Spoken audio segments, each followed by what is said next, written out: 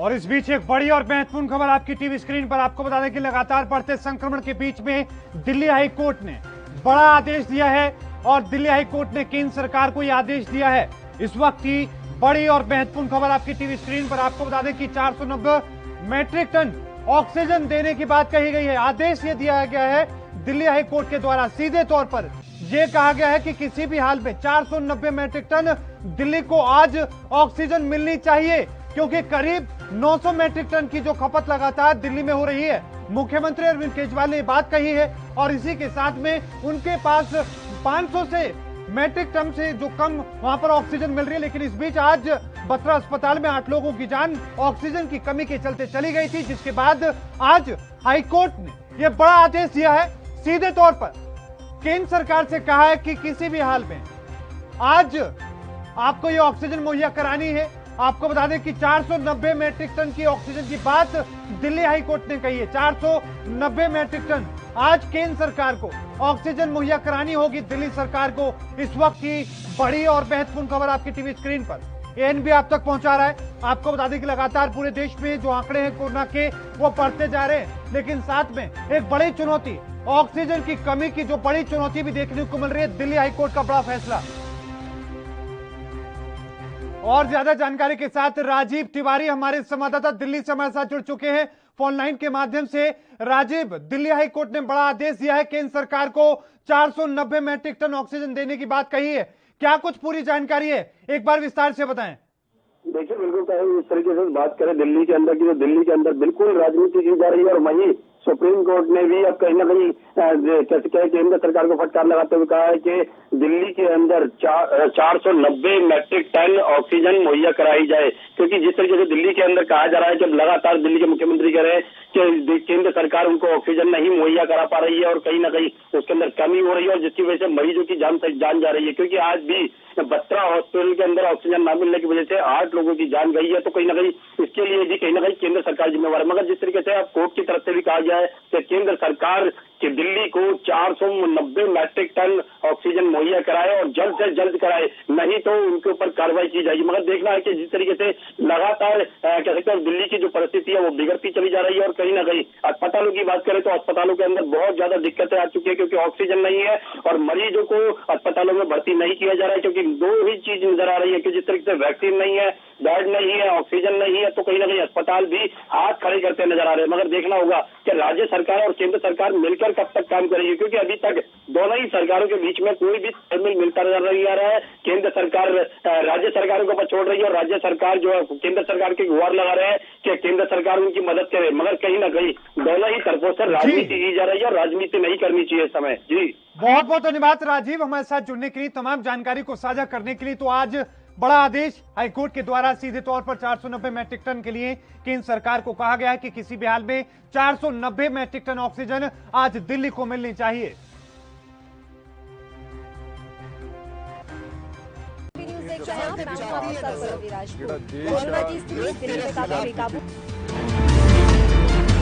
खबरनामा, खबर से असर तक।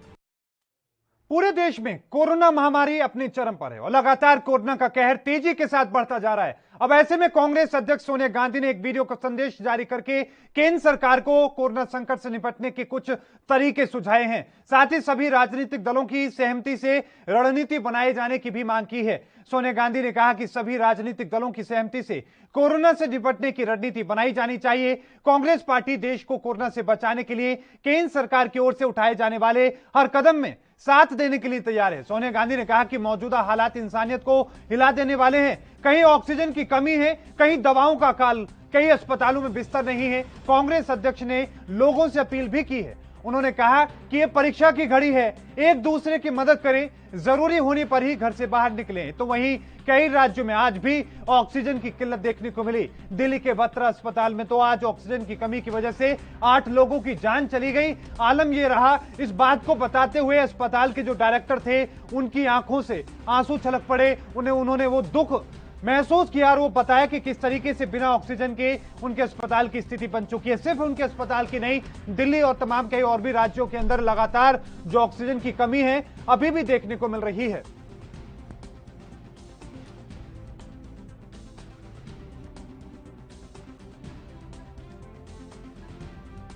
इस बीच में करीब 45 मिनट का गैप था। हमारे पास जो मैनीफोल्ड था हमने उसको इस्तेमाल किया, जो सिलेंडर्स थे उनको इस्तेमाल किया। उनको करने के बावजूद भी हम अपनी इंटेंसिव केयर में करीब 6 लोगों को नहीं बचा सके।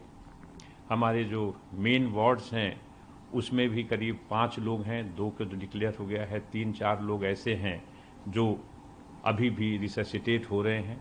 और इस बीच में हमारे अपने अस्पताल के एक बहुत ही जाने पहचाने सीनियर गैस्ट्रोएंटरोलॉजिस्ट डॉक्टर R.K. हिमतानी वो भी नहीं रहे। देश में सेवा करते हुए, मरीजों का सेवा करते हुए उन्होंने अपने आप खुद को कोरोना से पीड़ित किया। हमें इतना दुख होता, हमारा अपना कोलीग नहीं रहा। ऑक्सीजन की बहुत ज़्यादा परेशानी हो रही है।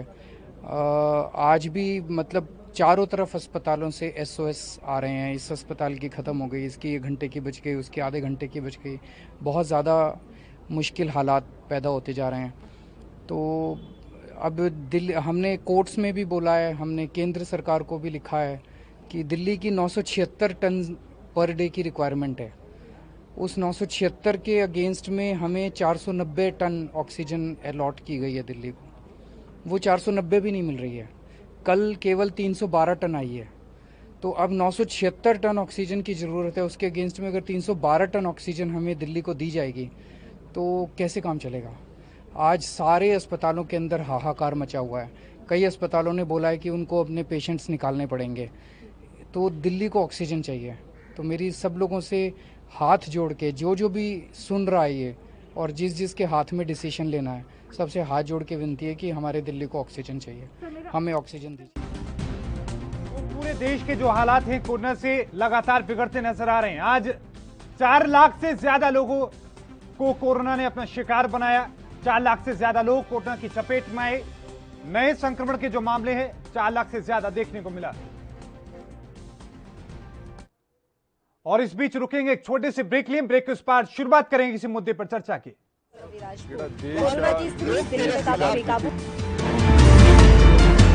खबरनामा, खबर से असर तक।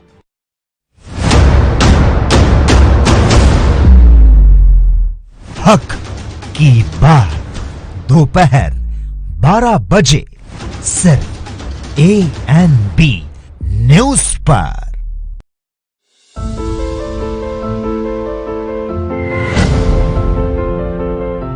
जब तक आवश्यक न हो घर से न निकले।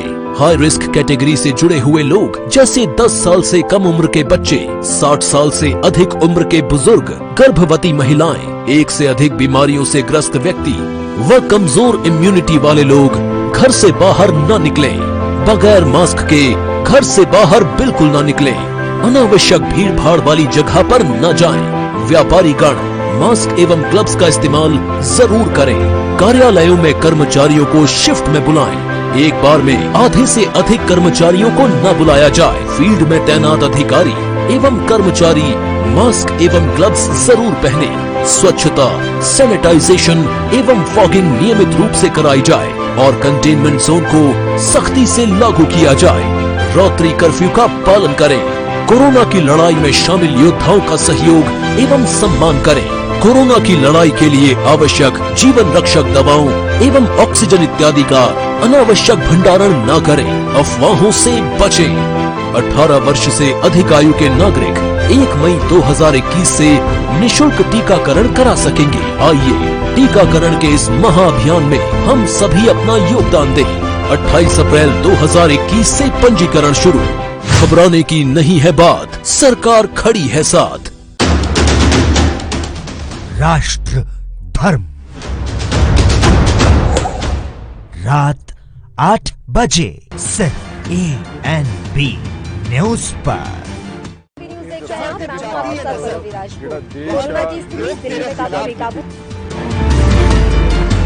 खबरनामा, खबर से असर तक। तो ब्रेक के बाद एक बार फिर से आपका स्वागत है। आपको बता दें कि लगातार देश के कई ऐसे राज्य हैं जो लगातार कोरोना की चपेट में हैं और जो हालात हैं वो लगातार बिगड़ते ही जा रहे हैं। दिल्ली की तस्वीरें हम आपको दिखा रहे हैं कि किस तरीके से वहां के जो हालात बिगड़ते नजर आ रहे हैं। आपको बता दें कि आज इस पूरे मामले को लेकर आज हाईकोर्ट ने भी कदम उठाया, आदेश दिया है केंद्र सरकार को, कहा है कि 490 मैट्रिक टन ऑक्सीजन किसी भी हाल में दिल्ली को पहुंचाई जानी चाहिए आज। हालांकि यह भी खबर सामने आ रही है कि केंद्र सरकार इसको लेकर कदम भी उठा रही है, क्योंकि आज बत्रा अस्पताल में ऑक्सीजन की कमी की वजह से 8 से ज्यादा लोगों की जान चली गई। आलम यह रहा कि इस खबर को बताते हुए अस्पताल के जो डायरेक्टर हैं वो रो पड़े। उन्होंने बताया कि उनके सहयोगी और एक वरिष्ठ डॉक्टर भी इस दौरान ऑक्सीजन की कमी की वजह से उनका भी निधन हो गया। उन्होंने कहा कि वो उन्हें भी नहीं बचा पाए। इसी के साथ आपको यह भी बताते चले कि ऑक्सीजन के जो आलम है वो लगातार कई राज्यों में अब बिगड़ते हुए नजर आ रहे हैं। लेकिन इन सब के बीच में सबसे बड़ी चुनौती पूरे देश के सामने है कि किस तरीके से इस संक्रमण से पार पाया जाए, क्योंकि संक्रमण के जो आंकड़े हैं हर रोज तेजी के साथ बढ़ते नजर आ रहे हैं। बीते रोज की हम बात करें तो बीते रोज जो आंकड़े थे 3,86,000 से ज्यादा, आज के जो आंकड़े हैं 4,01,000 से ज्यादा नए संक्रमित सामने आए हैं। मरने वालों की जो संख्या है, यानी कि जो कोरोना जिन लोगों को अपना शिकार बना रहा है, जिन लोगों की जान कोरोना की वजह से जा रही है, उनके आंकड़े भी लगातार बढ़ते जा रहे हैं।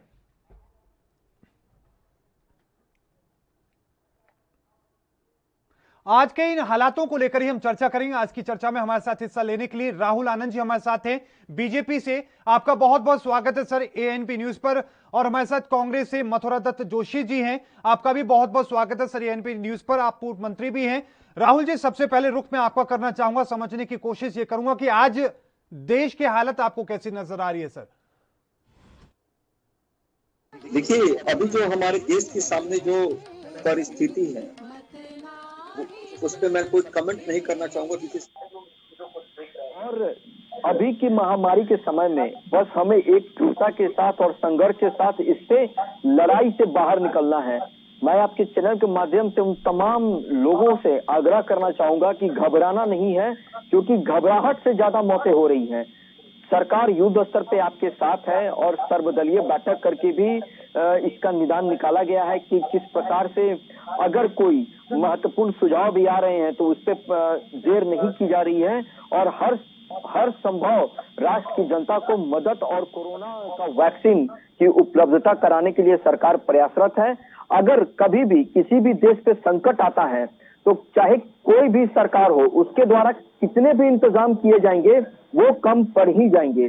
बस रहनी ये है कि हमें अपनी व्यवस्था और तंत्र पे भरोसा रखना है और अफवाहों से बचना है। और जो लोग अफवाहों में संलिप्त हैं उनके ऊपर भी कार्रवाई की जा रही है। अभी समय है एकजुटता के साथ रहने का और इस महामारी से बाहर निकलने का। ठीक, मथुरा दत्त जोशी जी, मैं रुख आपका करना चाहूंगा। आपने लंबा वक्त आपने दिया है, आप लगातार अभी भी मैदान में डटे हुए हैं। सर, आपको क्या नजर आ रहा है? आज के जो देश के हालात हैं किस तरीके के नजर आ रहे हैं सर आपको? जी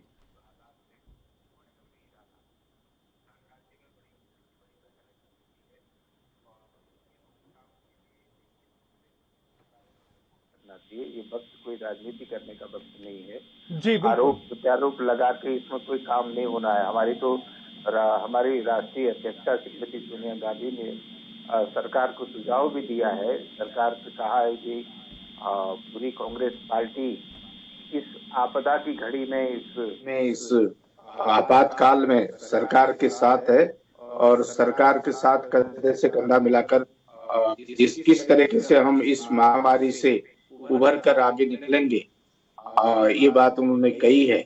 और मैंने पहले भी दिन एक दिन आपके चैनल में कहा भी था पिछली में, हम इसमें कांग्रेस पार्टी कोई राजनीति नहीं कर रही है। कांग्रेस पार्टी रचनात्मक सहयोग। बिल्कुल मथुरा जोशी जी, मैं आपका रुख करूंगा, लेकिन उससे पहले एक और छोटे से ब्रेक पर हमें जाना होगा। ब्रेक के उस पार भी लगातार चर्चा का सिलसिला जारी है।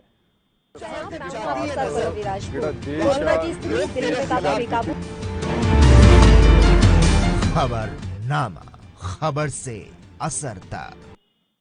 क्या आप दुबले पतले कमजोर हैं? आपकी सेहत नहीं बनती, भूख कम लगती है, वजन नहीं बढ़ता।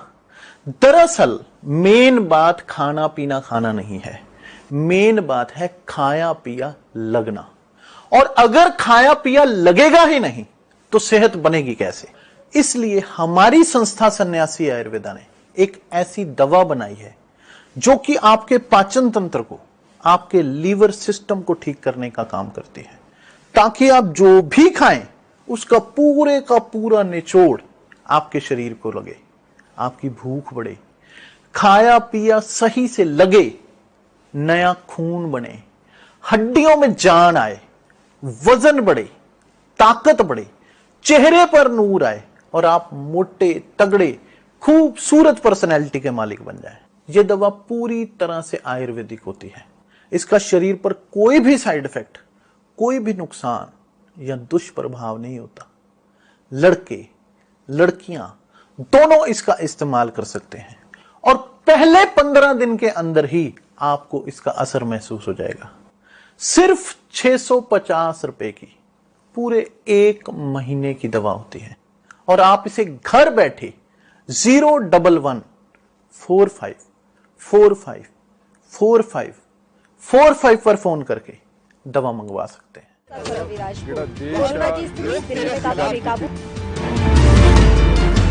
खबरनामा, खबर से असर तक। ब्रेक के बाद एक बार फिर से आपका स्वागत है। लगातार दोनों मेहमान हमारे साथ बने हुए हैं। मथुरा दत्त जोशी जी का रुख करते हैं। मथुरा दत्त जोशी जी, अपनी बात आप पूरी कर रहे थे, लेकिन साथ में आपने जिक्र किया सोनिया गांधी जी के पत्र को कि किस तरीके से वो अपनी बात कह रही हैं। पहले भी पत्र लिख चुकी हैं, इस बार संदेश भी दिया गया है, क्या कहेंगे सर? जी, पूरा राष्ट्र कोरोना महामारी का दंश झेल रहा है जी, और कांग्रेस पार्टी ने पहले भी कहा था कि सरकार सहयोग देंगे, जो सहयोग सरकार लेना चाहती है हम उसको सहयोग देंगे और पूरी विपक्षी दलों की बैठक भी होनी चाहिए, सर्वदलीय बैठक भी होनी चाहिए, उसमें चर्चा भी होनी चाहिए और उस चर्चा के माध्यम से जो भी निष्कर्ष निकले उस तरीके से देश की सरकार को उससे लड़ाई लड़नी चाहिए, कोरोना से लड़ाई लड़ने के लिए तैयार रहें और कांग्रेस पार्टी का जो भी सहयोग होगा वो सरकार को हम बिल्कुल 100% सहयोग देंगे। ये समय कोई आलोचना करने का नहीं, ये समालोचना करने का समय है और इसमें ये चीज देखनी पड़ेगी कि हमसे क्या गलती हुई है, हम क्या सुधार कर सकते हैं, कैसे हम आगे बढ़ सकते हैं, कैसे हम कोरोना को मात दे सकते हैं। कई राष्ट्र हैं जिन्होंने कोरोना को मात दी है, चाहे न्यूजीलैंड है, सिंगापुर है, ऑस्ट्रेलिया है, ये राष्ट्र हैं जिन्होंने कोरोना को बिल्कुल मात दी है और अपने तरीके से मात दी है। उस तरीके से जो भी सरकार करना चाहती है, विपक्ष को विश्वास में लेकर सरकार निर्णय ले और पूरा विपक्ष उनके साथ देगा। और सबसे बड़ी बात यह है कि हमको संक्रमण को रोकना है, वो चाहे लॉकडाउन करें, चाहे हम कोई और भी उसमें जो भी नए तरीके से जो भी चर्चा में जो विषय निकल के आते हैं, जो भी निष्कर्ष निकल के आता है उसमें हमको चर्चा करनी चाहिए, बातचीत करनी चाहिए ताकि इसकी रोकथाम हो सके। और हमारे डॉक्टर्स बहुत अच्छा काम कर रहे हैं राष्ट्रीय स्तर पर पूरे। हमारे जो नर्सिंग स्टाफ के लोग हैं, वार्ड बॉय हैं, टेक्निकल लोग हैं, सारे लोग लगे हुए हैं। और जो दूसरा जो दौर आया है, दूसरी लहर आई है, वो निश्चित रूप से खतरनाक है। उस लहर को भांप पाना भी डॉक्टर्स के लिए बड़ा कठिन काम हो रहा है कि वो एकदम उसमें मृत्यु दर बढ़ रही है पहले की अपेक्षा। हमने उसमें भी लगाम लगानी है। इस समय देश संकट के दौर में है और निश्चित रूप से पहले क्या हुआ आगे उसमें न जाकर आगे की सोचनी चाहिए और सरकार को भी ये सोचना चाहिए कि जो गलतियां हमसे हुई है उसकी पुनरावृत्ति न हो। और अभी हम किस तरीके से इसमें लगाम लगा सकते हैं। संक्रमण में सबसे बड़ी बात होगी आपको संक्रमण रोकना होगा और मृत्यु दर को रोकना होगा। बिल्कुल, ये सबसे बड़ी चुनौती है। राहुल जी, सोनिया गांधी जी ने अपना संदेश दिया, उन्होंने अपनी बात कही, क्या प्रधानमंत्री जी इस बात को मानेंगे, उनकी बात को सुनेंगे? सुझाव जो दिया है विपक्ष ने, क्या उसको समझेंगे? देखिए, मुंशी प्रेमचंद जी की एक उपन्यास लिखे थे, उसका नाम गोदान है जी।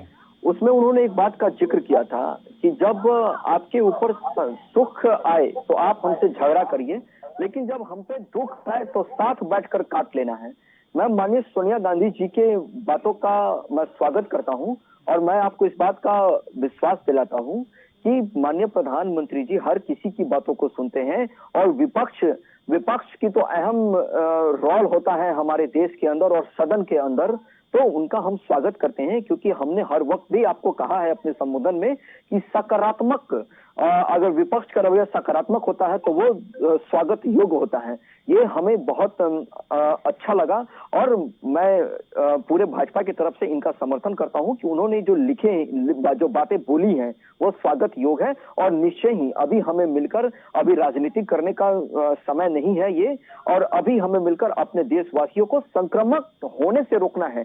सरकार सबसे पहले इसी बातों पे केंद्रित कर रही है। हमने इस मामले में इजाफा भी किया है, बैकफुट पे भी है गवर्नमेंट, और जहां जहां जो सप्लाइयां हो सकती हैं, सप्लाई चेन को दुरुस्त करके ऑक्सीजन के लेवल को बढ़ाया जाए और ऑक्सीजन के अन्य यंत्रों को भी खरीदने के लिए भी परमिशन दे दी गई है।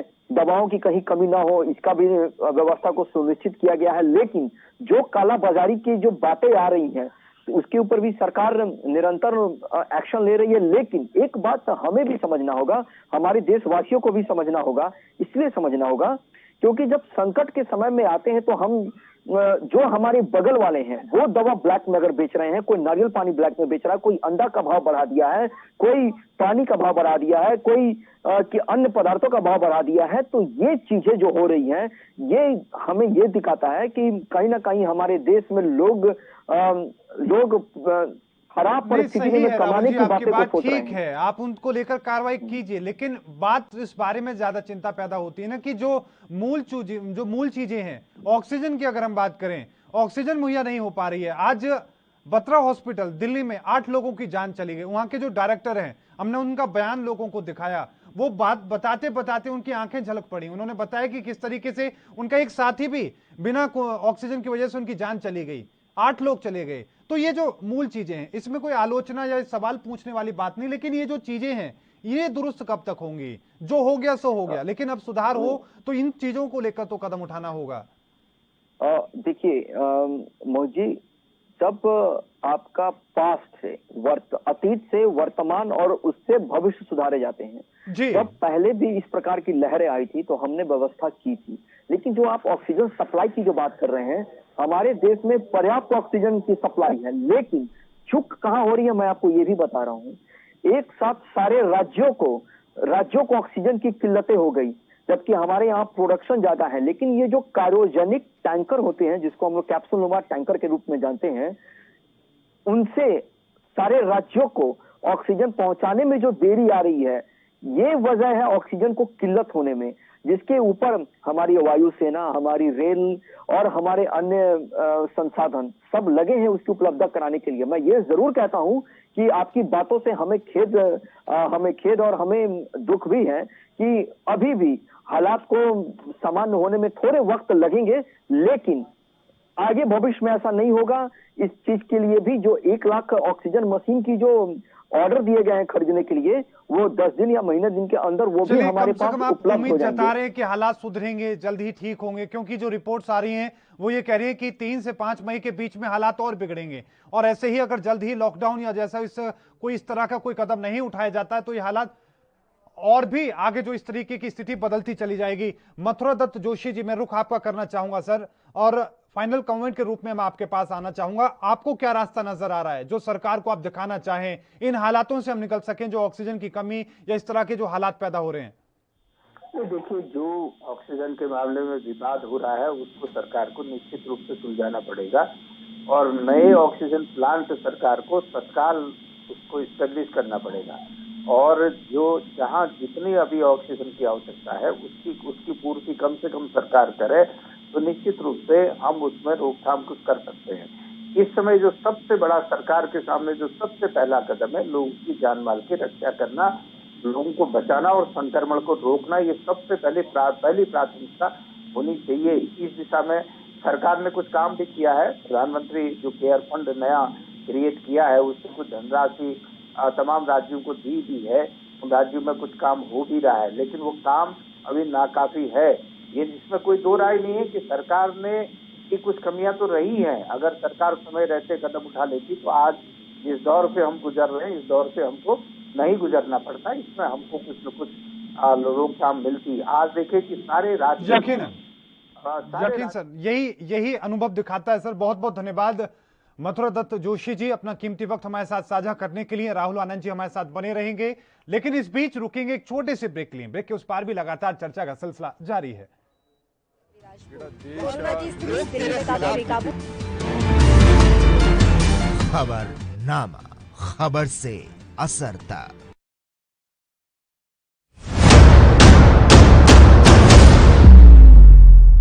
हक की बात दोपहर 12 बजे सिर्फ ANB न्यूज पर।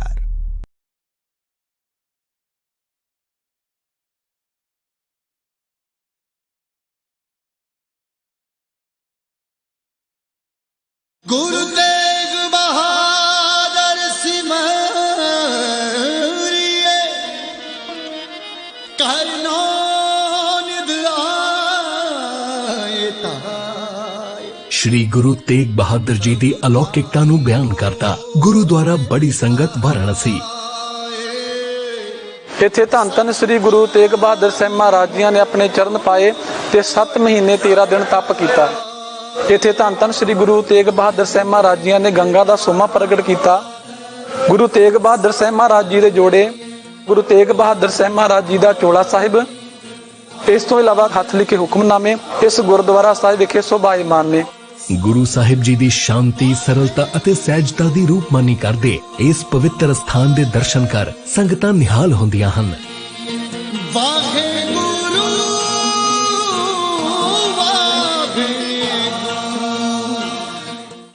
क्या आप दुबले पतले कमजोर हैं? आपकी सेहत नहीं बनती, भूख कम लगती है, वजन नहीं बढ़ता? दरअसल मेन बात खाना पीना खाना नहीं है, मेन बात है खाया पिया लगना। और अगर खाया पिया लगेगा ही नहीं तो सेहत बनेगी कैसे? इसलिए हमारी संस्था सन्यासी आयुर्वेदा ने एक ऐसी दवा बनाई है जो कि आपके पाचन तंत्र को, आपके लीवर सिस्टम को ठीक करने का काम करती है, ताकि आप जो भी खाएं उसका पूरे का पूरा निचोड़ आपके शरीर को लगे, आपकी भूख बढ़े, खाया पिया सही से लगे, नया खून बने, हड्डियों में जान आए, वजन बढ़े, ताकत बढ़े, चेहरे पर नूर आए और आप मोटे तगड़े खूबसूरत पर्सनैलिटी के मालिक बन जाएं। यह दवा पूरी तरह से आयुर्वेदिक होती है। इसका शरीर पर कोई भी साइड इफेक्ट, कोई भी नुकसान या दुष्प्रभाव नहीं होता। लड़के लड़कियां दोनों इसका इस्तेमाल कर सकते हैं और पहले 15 दिन के अंदर ही आपको इसका असर महसूस हो जाएगा। सिर्फ 650 रुपए की पूरे 1 महीने की दवा होती है और आप इसे घर बैठे 01145454545 पर फोन करके दवा मंगवा सकते हैं। कोरोना की स्थिति दिल्ली में काफी बेकाबू। खबरनामा, खबर से असर तक। तो ब्रेक के बाद एक बार आपका फिर से स्वागत है। लगातार जिस तरीके से हालात बिगड़े हैं उसको लेकर कोशिश हर कोई यही कर रहा है, चाहे विपक्ष हो, सरकार हो, राज्य सरकारें हो, केंद्र सरकार हो, कि किस तरीके से इन हालातों से निकला जा सके, बढ़ते संक्रमण को कैसे रोका जाए, क्योंकि 4 लाख से ज्यादा आंकड़े आज एक बार फिर से बीते 24 घंटे में सामने आए। लेकिन एक बड़ी चुनौती, दवाइयों की चुनौती, बेड की चुनौती, ऑक्सीजन की चुनौती, इस तरह की जो चुनौती है लगातार सरकारों के सामने एक बड़े दुश्मन के रूप में निकल के सामने आ रही है। दिल्ली की वो तस्वीरें हम आपको दिखा रहे हैं और ये बता रहे हैं कि किस तरीके से ऑक्सीजन की कमी से वहां 8 लोगों की जान चली जाती है और उसके बाद लगातार इस तरह की जो स्थिति है, लोगों में खास तौर पर डर का माहौल देखने को मिलता है।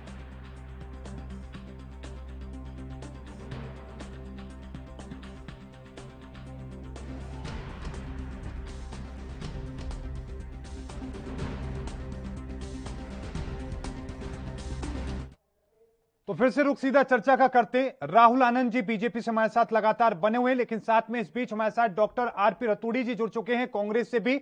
आपका भी बहुत बहुत स्वागत है। राहुल जी, आप अपनी बात पूरी कर रहे थे, आपने बात भी सुनी, जोशी जी जिस तरीके से बता रहे थे, क्या कदम उठाए जाएं, किस तरीके से सहयोग लिया जाए, मिलकर हमें इस वक्त लड़ने की जरूरत है। हाईकोर्ट का आपने कमेंट देखा कि किस तरीके से दिल्ली सरकार को फटकार भी लगाई गई। तो ये जो लड़ाई बीच में चल रही है, बयानबाजी का जो दौर देखने को मिलता है, क्या लग रहा है कि खत्म हो पाएगा, हम इससे निकल पाएंगे?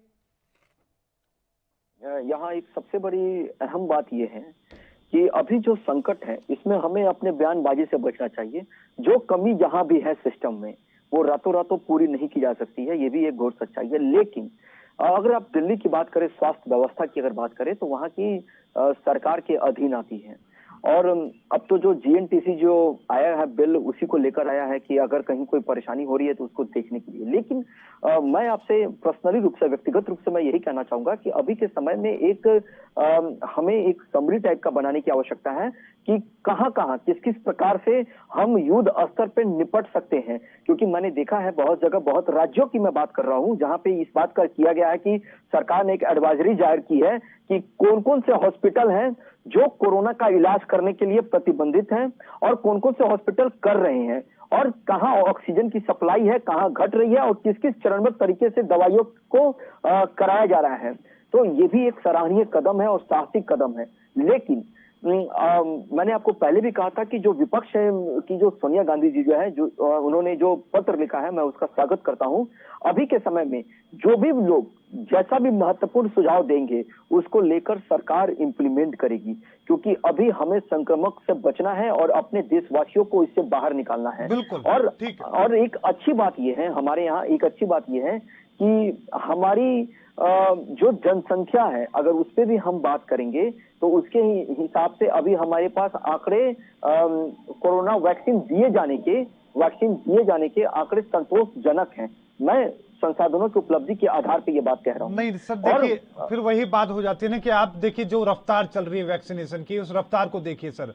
आज 15 करोड़ लोगों को वैक्सीनेट, आज जो रिपोर्ट आई है स्वास्थ्य विभाग ने जो मुहैया कराई, उसमें कहा कि 15 करोड़ से ज्यादा लोगों को वैक्सीन अब तक लग चुकी है, दोनों डोज। हमारी जनसंख्या कितनी, बहुत लंबा वक्त इसको लगेगा। लेकिन मैं इस पर आरपी रतूड़ी जी का पहले रुख करना चाहूंगा। आरपी रतूड़ी जी, जिस तरीके के हालात बिगड़ते हुए नजर आ रहे हैं, क्या लग रहा है किस तरीके से सुधारे जाएं? देखिए चौधरी साहब, निश्चित तौर पर ये दीर्घकालिक योजना, जब मालूम था कि पिछले 2020 में कोरोना का महामारी का प्रकोप हमारे देश में आ गया था जी, तो सरकार को निश्चित तौर पर एक बड़ी लंबी योजना बनानी चाहिए थी ताकि न ऑक्सीजन की कमी हो। आज ज्यादातर मौतें ऑक्सीजन की कमी के कारण हो रही है। अब मैं कहूँगा, क्योंकि आज विरोध का समय नहीं है, आज तो देश बचाने का समय है यकीनन। लेकिन चौधरी साहब, अगर इस एक साल में कोरोना काल में माननीय प्रधानमंत्री 8,500 करोड़ का अपने लिए जहाज और 9,000 करोड़ का संसद भवन बनाने के बजाय ये ऑक्सीजन प्लांट अगर आप सारे जगह लगाए होते तो आज ये महामारी हम कंट्रोल कर लेते। तो ये नीति और नियत की आवश्यकता थी। हम आपको बता रहे हैं कि इसी कार्यकाल में आप किसान बिल लाए। तो सवाल ये है कि जब आपको मालूम है कि मुझे आपदा प्रबंधन को मजबूत करना है तो पहले कार्य योजना आपदा प्रबंधन की मजबूती की चाहिए थी। आप अपने बात आपकी ठीक है राहुल आनंद जी, इस पर जवाब भी देना चाह रहे हैं, लेकिन आप संसाधन देखिए ना कि आपके पास संसाधन किस तरह के थे, किस तरह की स्थिति थी। मैं आपसे कह रहा हूं कि 8,500 करोड़ का एक जहाज एक व्यक्ति के लिए और 9,000 करोड़ जो संसद भवन अच्छा खासा था। अरे इस समय तो आपको आपदा से निपटने के लिए योजना बनानी थी, आपको अस्पताल बनाने चाहिए थे, आपको ऑक्सीजन प्लांट ज्यादा से ज्यादा विकसित करने चाहिए थे। आपको ये निजी सुविधाओं को बढ़ाने के बजाय आपको इन पर ध्यान देना चाहिए था। चलिए इस पर पहले जवाब ले लेते हैं। राहुल जी, देखिए मैं आरपी रतूड़ी जी से बातों से सहमत बिल्कुल भी नहीं हूँ, क्योंकि वो जब से बैठे हैं तब से ये केवल आरोप लगा रहे हैं। और जो देश की जरूरत थी, जो देश की मांग थी, अगर उस पर विचार किया जाए तो अपने जगह पे संसद भवन भी सही है और अपने जगह पे वो विमान भी सही है जिसके बारे में आप चर्चा कर रहे हैं। माफ करना आनंद साहब, मैं आ रहा हूँ आपकी बातों पे आ रहा हूँ। और आपने कहा हॉस्पिटल्स बनाने की, तो मैं आपको बता देता हूँ कि 2014 से 21 के बीच में 14 एम्स बनाए गए हैं। ठीक, कहीं काम चल भी रहे हैं और 6 अटल बिहारी वाजपेयी जी के शासन में बनाए गए थे। टोटल 20 एम्स केवल एनडीए के शासन में बनाए गए हैं। और जहां तक स्वास्थ्य व्यवस्था की बात है, मैं आपकी इस बात से भी पूर्णतः सहमत हूं कि अगर आपदा का समय आता है आपके देश के ऊपर, तो किसी भी सरकार के द्वारा, चाहे वो किसी भी देश की हो, वो प्रबंध जितने भी होंगे वो कम हो जाएंगे। आपने ऑक्सीजन प्लांट के बारे में शायद नहीं जिक्र किया। 162 ऑक्सीजन प्लांट लगाने की कही गई थी, जिसमें महाराष्ट्र भी है जहां आपकी सरकार है, आपका राजस्थान है जहां आपकी सरकार है। वहां पे तो पैसे पहले ही पीएम केयर फंड से दे दिए जा चुके थे, तो क्यों नहीं लगाए? क्योंकि वहां जो ऑक्सीजन की जो उपलब्धता है, मांग ज्यादा है, उपलब्धता कम है। इसके वजह से वहां पे परेशानी आ रही है महाराष्ट्र में। मैं आपकी इस बात से सहमत हूं। मैं आपकी इस बात से भी सहमत हूं कि जो मौतें हो रही हैं वो ऑक्सीजन के चलते हो रही है। लेकिन आपने अगर आप उसकी टेक्निकल बातों पे अगर जाएंगे तो हमारे देश में लोग डर कर भी ऑक्सीजन सिलेंडर अपने पास रखे हैं और बचाव के लिए ऑक्सीजन आरपी सिंह जी का सीधा सा सर ये बात उनकी कहनी है कि हमें विमान की इस वक्त जरूरत है, हमें नए संसद भवन की जरूरत है या देश की जनता की जान की जरूरत है? सर सीधी बात ये सर, आपने किसको पैसे दिए, कहां पर किस राज्य सरकार ने किस तरह के कदम उठाए, वो आज देश देख रहा है, किस तरह की हालत है वो देश देख रहा है। लेकिन फिलहाल सर आपको क्या लगता है कि आपको लगता है कि एक नए संसद भवन की ऐसे मौके पर जरूरत है, नए विमान की जरूरत है या लोगों की मदद की? देखिए हमारा देश जब भी कभी हमारे देश का जो नीति बनता है तो वो नीति आयोग के द्वारा बनाई जाती है। और मैंने आपसे पहले भी कहा कि संसद भवन और विमान ये मोदी जी का अपना नहीं है। जो उनके जो आरपी रतूड़ी जी बात कह रहे थे कि वो निजी है, ये इनका निजी नहीं है, वो देश की संपत्ति है। और मैं आपको ये भी कहता हूं कि सरकार जरूरत के हिसाब से डिसीजन लेती है। और दूसरी बात आरपी रतूड़ी जी का मैं रुक कर लेता हूं। आरपी रतूड़ी जी आप अपनी बात ठीक कह रहे हैं, लेकिन ऐसे में सहमति कैसे बन पाएगी, सहयोग कैसे बन पाएगा? सोनिया गांधी जो बातें कह रही हैं कि हमें मिलकर लड़ने की जरूरत है, कांग्रेस साथ में है, तो ऐसे कैसे बात बन पाएगी? आप सवाल उठाते रहेंगे, वो जवाब देते रहेंगे, हम लड़ेंगे कब? नहीं चौधरी साहब जी सर, सरकार की मदद कब किसने नहीं की जी? प्रधानमंत्री ने ताली बजाने के लिए, थाली बजाने के लिए कहा, हम सब ने बजाई। दीवे जलाने के लिए कहा, हम सब ने बजाय। उन्होंने प्रोटोकॉल जारी करा, लॉकडाउन जारी करा, पूरे भारत के लोगों ने उसको माना। कब सहयोग नहीं किया?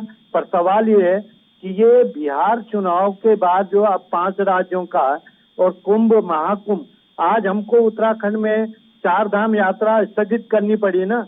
अगर सांकेतिक भी हम अगर मानव जाति को बड़ा माने, धर्म हमारी अपनी जगह है, मैं सनातनी हूँ, निश्चित तौर पर हिंदू धर्म का आदर करता हूँ, लेकिन अगर हम कुंभ के कारण, क्योंकि कुंभ पूरे विश्व के हिंदुओं का सबसे बड़ा महापर्व था, लेकिन उससे पूरी तरह से फैल गया।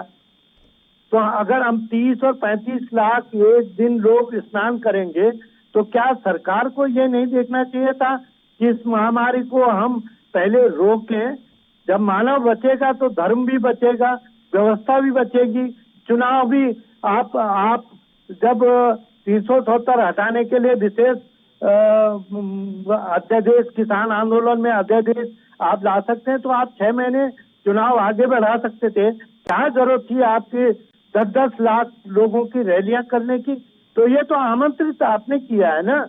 चलिए आपकी इन बातों का जवाब राहुल जी दे देंगे, लेकिन आरपी रतूड़ी जी आपको क्या नजर आ रहा है ऐसे वक्त में जब हालात इतने बिगड़े हुए हैं, ऐसे वक्त में जब सुप्रीम कोर्ट लगातार कह रही है, हाई कोर्ट कह रही है कि समन्वय बनाकर काम करो, मिलकर काम करो, क्या लग रहा है कि कैसे काम हो पाएगा और क्या कदम उठाने चाहिए इस वक्त? कितना चौधरी साहब, कितना दुर्भाग्यपूर्ण है कि आज हाई कोर्ट और सुप्रीम कोर्ट को जो नीति निर्धारक है उनको कहना पड़ रहा है कि आप अपनी नीति ठीक करो जी। ये कितना दुर्भाग्य है देश के लिए कि जिनको नीति निर्धारण, संसद हमारी इसलिए होती कि ये नीति निर्धारक होते हैं, ये हमारे कानून बनाते हैं, हमारी व्यवस्थापक हैं। माननीय मोदी साहब भारत के प्रधानमंत्री के केवल भाजपा के वो सांसद हो सकते हैं, लेकिन प्रधानमंत्री देश के हैं, यकीनन। तो आज देश की चिंता माननीय उच्च न्यायालय को और उच्चतम न्यायालय को करनी पड़ रही है। ये देश के लिए दुर्भाग्यपूर्ण नहीं है?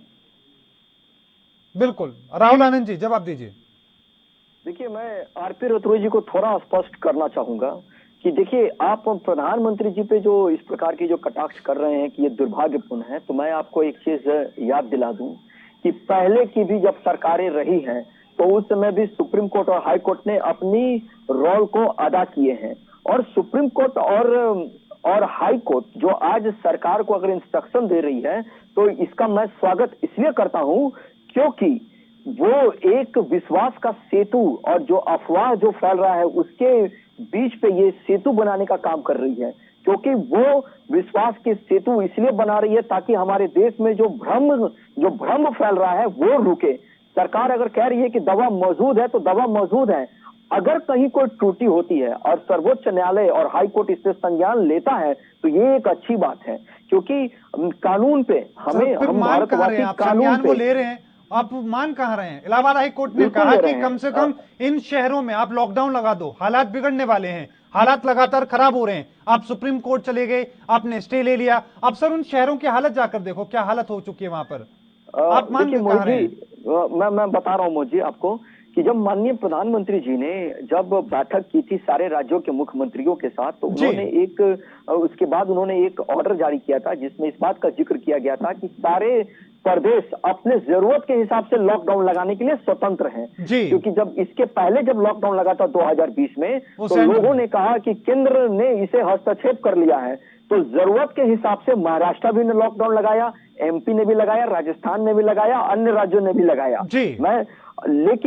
लेकिन आपको लोगों की रोजी रोटी का भी ख्याल रखना होगा, तो ये राज्यों के ऊपर ये छूट दी गई है कि आप अपने जरूरत के हिसाब से आप स्वतंत्र हैं डिसीजन लेने के लिए। ठीक है सर। आरपी रतूड़ी जी, आखिरी कमेंट के रूप में मैं आपके पास आ रहा हूं, और आप क्या संदेश देना चाहेंगे, क्या सुझाव देना चाहेंगे, और कैसे आप बताएंगे कि ऐसे वक्त में हम कैसे निकल सकते हैं बाहर?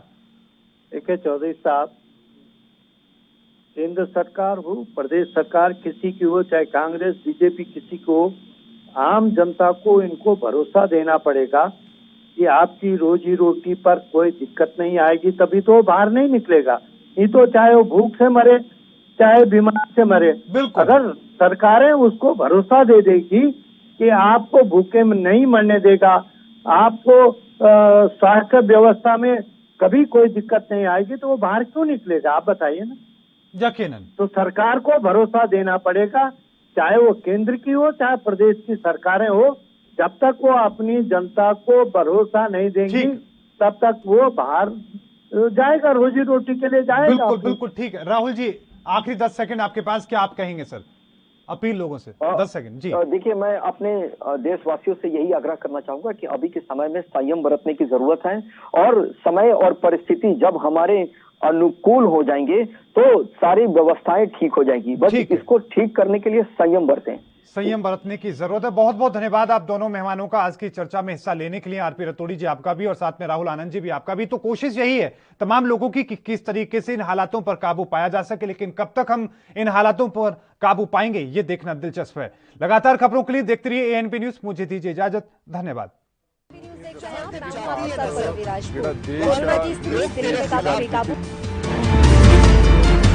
खबरनामा, खबर से असर तक।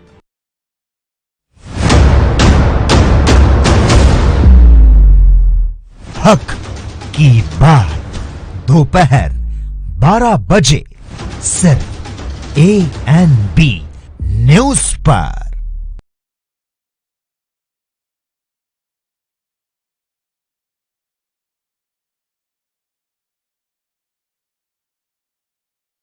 गुरु तेग बहादुर सिमरिए करनो निधरा। इस पावन पवित्र अस्थान ते गुरु तेग बहादुर साहब सच्चे पातशाह जी 6 महीने 9 दिन रहे। गुरु तेग बहादुर साहब सच्चे पातशाह जी ने गंगा जमुना सरस्वती का जो सुमेल है, इस स्थान तक पवित्र खूह है, उस खूह विच करवाया। इस स्थान ते 25 ਸਿੰਘਾਂ ਨੂੰ ਲਾ ਕੇ पहला श्री अखंड पाठ का प्रकाश इस पावन पवित्र स्थान पर होया। जड़ियां निशानियां ने सतगुरु जी के चौंकी दे पावे, कृपान, संख साहब, जो सतगुरु जी दी इतिहासक निशानियां ने। नाम रहियो साधु रहियो गुरु गोबिंद, कहो नानक ए जगत में किन जपियो गुरमंत्र। वाहे